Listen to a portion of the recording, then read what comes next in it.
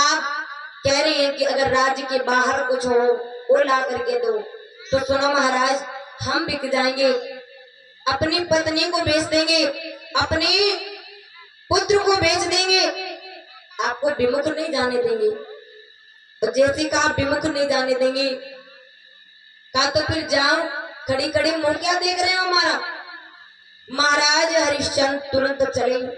तो जैसे आए, पत्नी ने देखा कि बहुत उदास है, निराश है, पूछने लगी क्या कारण है,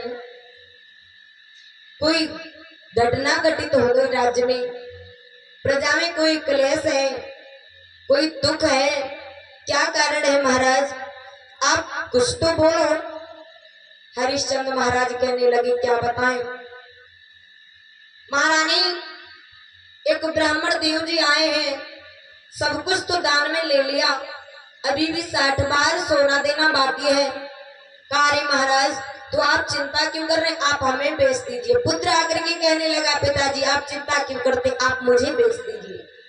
धन्य है भारत की महिला, अरे तुरंत तैयार हो गई कि मैं बिक जाऊंगी।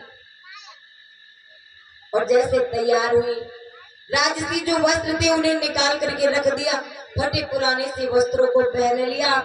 रानी को सब श्रृंगार छुटो, केवल एक सारी मोटी है, राजा पे केवल धोती है, बेटा पे सिर्फ लंबी है। पुराने से एक धोती मात्र पहन ली, राजा सिर्फ धोती को पहना है। बेटा, अरे तीनों बेचारे एकदम दीन दुर्बल बन करके चले। और जैसे ही चले, अपनी राजधानी को प्रणाम किया। प्रजा में खबर पहुंच गई, फैल गई। प्रजा के लोग अपने अपने घरों से सोना ला करके देने लगे कि हमारे महाराज को जाने मत दो, अरे ये जितना सोना कहो सब ले लो। कहा नहीं, प्रजा का धन सो राजा का धन, और राजा का धन सो प्रजा का धन। मैं आपसे ये सब नहीं लूंगा क्योंकि ये तो मैंने ही दिया था, और अब ये बिकने के लिए जा रहे हैं ना, तो अब बाहर से जितना धन हमें मिलेगा 60 बार वो ही लूंगा, बाकी नहीं लूंगा। आगे बढ़े, महाराज ने सबको समझाया कि जो लिखा है किस्मत में वही होगा। और जैसे आगे बढ़ी, पत्नी ने कहा कि महाराज मेरी इच्छा है कि हम सभी काशी में जाकर के बिके। कहा बिल्कुल चलिए, क्योंकि वहां पर भोले बाबा का मंदिर बना हुआ है, प्रणाम करेंगे, दर्शन करेंगे। जैसे चले हैं, रास्ते में जो रोहित बेटा था, बेचारा छोटा है ना, तो आज उसके प्यास लगी। और जैसी प्यास लगी तो बेचारा पीछे पछाड़ खा करके गिर पड़ा। विश्वामित्र जी महाराज पानी लेकर के और कहा पी लो। तो रोहित कहने लगा कि रोई के रोहित ने जवाब दिया, अरे ब्राह्मण आप तो ज्ञानी है, पानी की हमें जरूरत क्या, हम खुद ही पानी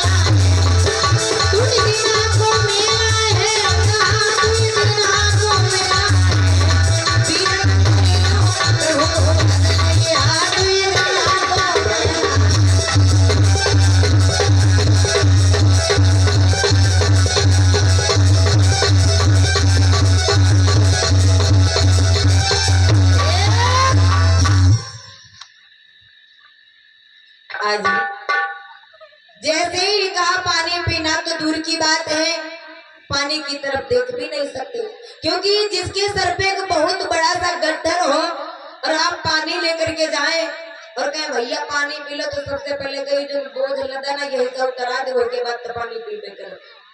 तो मेरे सर पे इतना बड़ा गड्ढर है कर्ज का, जब तक ये कर्ज नहीं उतरेगा तब तक पानी पीना तो दूर की बात है, पानी को देख भी नहीं सकते।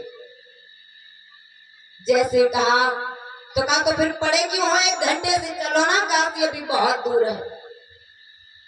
फिर से आज हरिश्चंद्र महाराज मैया तारा रोहित बेटा को लेकर के जैसे काशी नगरिया की तरफ आगे बढ़ी, जैसे काशी की तरफ आगे बढ़ते जा रहे हैं, बेचारी तारा जो कभी घर से बाहर ना निकलती हो, एक इशारे पर दास दासिया पानी लेकर के आ जाती हो, लेकिन आज बिना चप्पल के बेचारी चल रही है। समय समय की बात तो होती है भैया।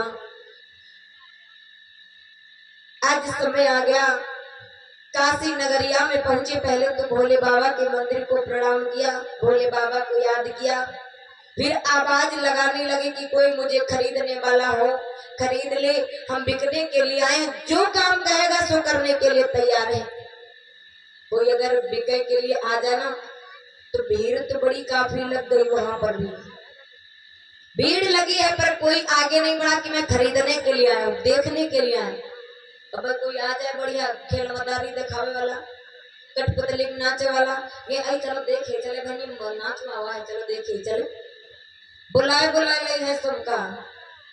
अब वहां सब बढ़िया देखने के लिए आए, लेकिन कोई अभी खरीदने के लिए नहीं आया। हरिश्चंद्र महाराज सोचने लगे क्या मुझे कोई यहाँ खरीदने वाला ही नहीं है, बहुत परेशान है, आवाज लगाते हैं। तब तक क्या हुआ, हरिश्चंद्र महाराज के पास एक डूम आया, कालू नाम का। कहने लगा महाराज, जो संत जी थे ना, विश्वामित्र जी महाराज थे ना, उनके पास गया और कहने लगा हम इनको खरीदना चाहते हैं, इनके कितने पैसे लगेंगे, कितना दाम है इनका, कितनी कीमत है इनकी। का इनकी कीमत है 20 बार सोना। अच्छा, हरिश्चंद्र महाराज के पास पहुंचे और कहने लगे एक बात बताओ, तुम मरघट का काम कर सकते हो, मरघट पे रह सकते हो? का महाराज, अरे मरघट क्या, घटिया से भी घटिया काम दे दोगे ना तो हम कर लेंगे सब, गिरे से भी गिरा काम दे दोगे ना तो भी हम कर लेंगे सब, इतना बड़ा हमारे ऊपर कर्ज है, जो कहोगे सो सब करेंगे, खरीद लो मुझे। कहा ठीक है, 20 बार सोना ला करके दे दिया।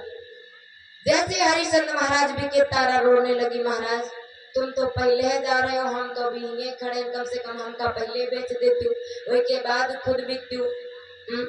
तब तक एक वैश्या आगे बढ़ी, और जैसे वैश्या आगे बढ़ी, वैश्या मोल भाव करने लगी रोहित का और तारा का। कुछ बात बिगड़ जाने पर वैश्या लौट गई, एक ब्राह्मण जी आगे बढ़े और कहने लगे इन दोनों का कितना पैसा है, कितनी कीमत है? विश्वामित्र जी महाराज ने कहा इन दोनों की कीमत है 40 बार सोना। तारा के पास जाकर के कहने लगी तुम्हें भोजन बनाना है? हाँ बना लूंगी। तुम्हारा ये जो बच्चा है ना, ये पत्ते बीनने के लिए बाग तक जाएगा, फूल तोड़ करके लाएगा, दरवाजे पर खड़ा रहेगा। ठीक है, कर लेगा मेरा बच्चा, बहादुर है ना, मेरा बच्चा सब कर लेगा। ठीक है, 40 बार सोना ला करके दे दिया। तीनों बिक गए, अपने धर्म को नहीं छोड़ा। और जब तीनों बिक गए, हरिश्चंद्र महाराज इधर जाने लगे, तारा अपने पुत्र को लेकर के इधर जाने लगी। आज तारा की आंखों से आंसू बहने लगे, मुड़ मुड़ करके बार बार देख रही है। जा रहे हो? कोई बात नहीं, जा रहे हो। दौड़ करके एकदम से हरिश्चंद्र महाराज के पास आई और कहने लगी क्या कि जरा देर ठहरो स्वामी, जरा देर ठहरो स्वामी, तमन्ना यही है अभी हमने जी अभी हमने जी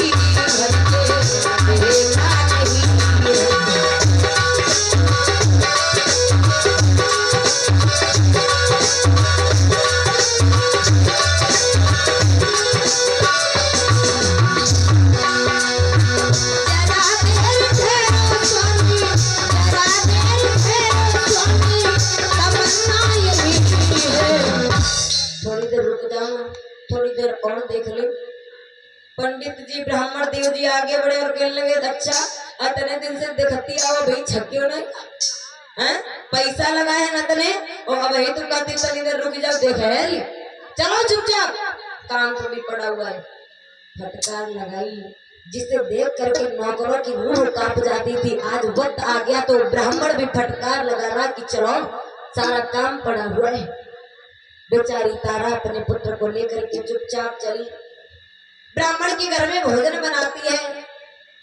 रोहित बेटा पुष्प लेने के लिए जाता है, पत्ती बीनने के लिए जाता है, रोजाना का यही काम है।